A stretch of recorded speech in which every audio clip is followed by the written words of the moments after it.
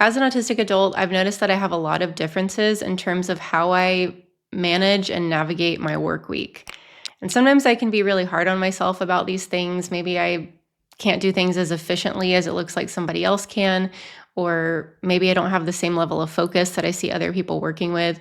But I know that I'm not the only one who struggles with these things because I've had these conversations with other neurodivergent people within our community. So I wanted to start a conversation about these things today so that we can learn to work with these differences rather than against them. The first difference that I want to share is that I have a really hard time following through with something if it doesn't feel authentic to me.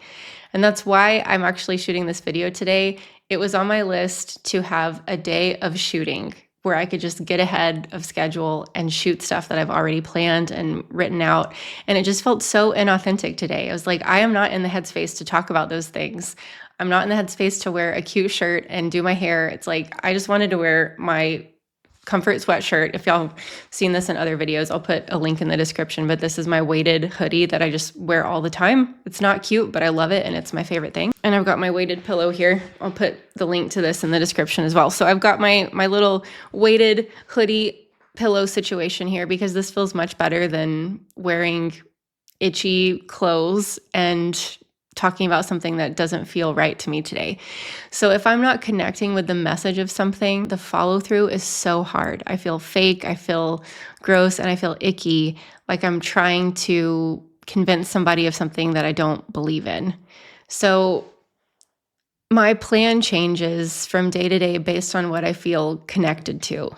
Does that make any sense to anybody? And I do want to acknowledge I am self-employed. I'm an entrepreneur. And so I do have more freedom within my work week to have this flexibility of, oh, I don't feel authentically connected to that today, so I'm not going to do it that way. But it does feel like an issue in other ways too. Like when I have a meeting on the calendar and I'm not in the right headspace to like connect with what I need to share, it's very hard and it causes me to feel dysregulated very easily. But speaking of authenticity, that really is why I feel comfortable sharing things like this sweatshirt and the weighted pillow with you, because authentically, I love both of them and I use them all the time. And if that weren't true, then I wouldn't be showing you these things on my channel. So authenticity plays a really big role in how I make decisions for my business. The second tendency that I want to share and that I've talked about, I've made a whole video about it on my channel, is that I work with uneven productivity. So to me, this is unpredictable spurts of creativity and focus followed by a crash.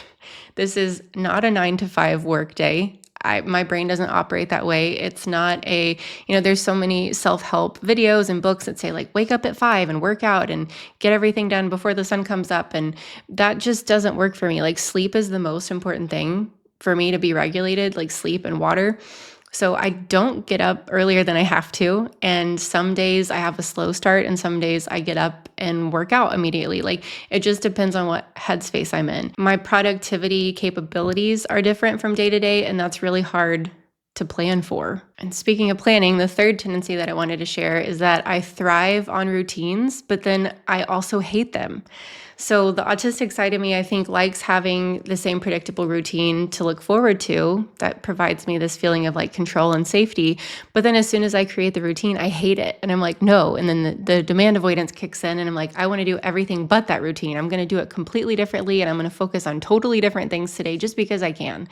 And that is exhausting. I do not have a workaround for that. I wish I had a solution that I could share with you, but I will just tell you that's an everyday challenge I face is creating a plan and then immediately wanting to not do that plan. The fourth tendency that I want to share is that I need time to process new information by myself. So I do mostly work by myself, but I'm starting to build my team out and I'm starting to have more meetings to collaborate and plan content and take on new opportunities that come up.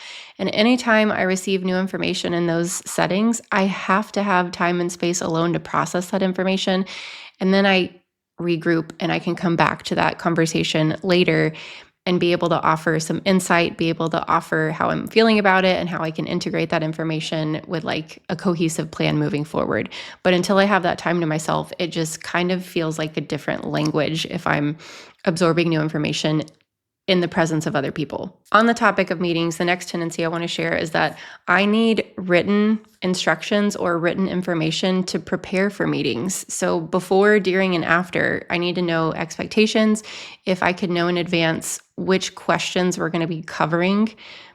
And then during the meeting, if I can have some sort of visual information to guide me so that I don't space out. Because if it's just a Zoom meeting, or if it's even worse, oh my gosh, like just an audio call, my brain trying to focus on that, it's like trying to herd cats, and then I'll get distracted with something in my mind and I'll be far away from the conversation. So if I don't have visual information to keep me focused, sometimes I'll play spider solitaire on my computer, and it's not because I'm distracted and zoning out. That actually helps me focus in on the information being shared. And then after the meeting, I need to synthesize that information for myself or the person I'm with. If they can send me over kind of a synopsis of what we covered and the action points, I really need stuff like that in order to ground me and help me make progress after those types of situations. And then the next tendency, it goes hand in hand with meetings, but it can also be just in general. I need to know the why behind things. Like, I have to know the purpose. I guess this kind of ties back into the authenticity component too. But if I don't know the purpose of why we're doing something, it's really hard for me to commit to that.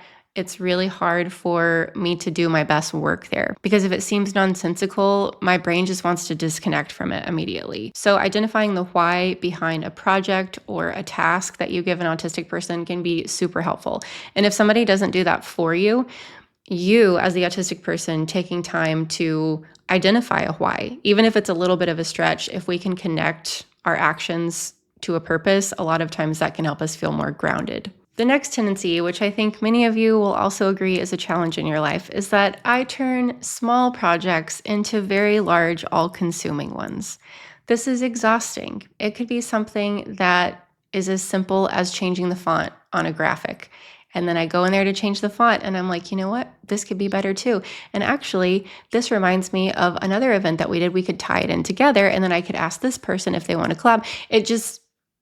Changing the font can ultimately lead to like hours or days long changes that I'm making. And it's this ripple effect contagion that, ultimately is can sometimes be a fun creative process. And it's really fun to see the ideas that my brain comes up with. Like, I am never, ever, ever out of ideas, but it's completely exhausting. It's like, Taylor, just change the font and that's fine. Like, you don't have to update everything, even though there are ways to make this better. Just keep it the same, change the font so that it's more readable. It becomes a really big issue really quickly and seems to be a big time drain in my schedule.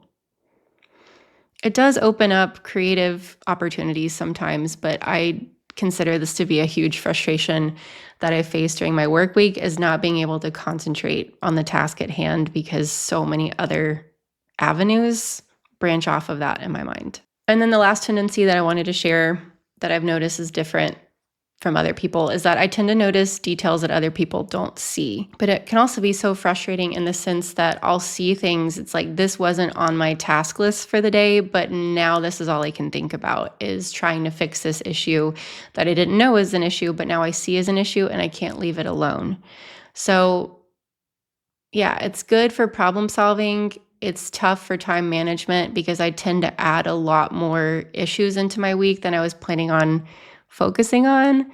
And I don't know, it's hard to identify, like, what can I leave alone and just let be a problem, and what do I actually need to see through and solve? Most of the time I tend to try to solve all of them, and then I'm like, was that really necessary? I don't know the answer to it. I just noticed that that's a big way that I use time during the week, is solving problems that I didn't know I needed to solve. But here's the main thing I wanted to share with this video today, is that we've kind of been given this idea of what it means to be a successful professional person, especially in America, just the grind and the productivity and working nonstop and always being busy. And it's just so important to realize that autistic people do things differently. Rest is so important for us, especially with that uneven productivity I mentioned in the beginning. We can have really long, uninterrupted periods of hyperfocus where we get more done in that amount of time than somebody could do in a week. But that leads to a huge need for rest and recovery. And if we don't build that into our schedules, that leads to burnout. So it's important to recognize these tendencies that we have in ourselves and, whenever possible, create space to operate differently, to think outside of the box in terms of our schedule or how we organize our time or the amount of expectations we put on our plate on a given day. Because if you're like me, I always feel like, oh, I'm going to do 20 things today, and then I work on 3 of them. So setting more realistic expectations is so important for just having a healthier workflow, work-life balance overall, and understanding that we need to build rest breaks into our schedule. We need to give ourselves more processing time. It's okay to ask for written instructions, or it's okay to ask for which questions we're going to be covering during the meeting.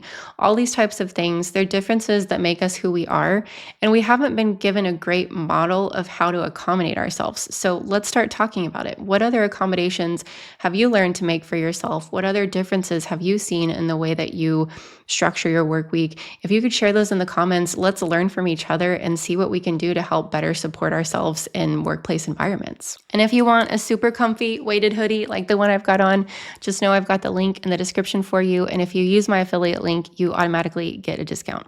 Please like this video if it was helpful to you. Subscribe to the channel so you can stay up to date with the latest videos, and I will see you in the next one. Thanks for watching. Bye.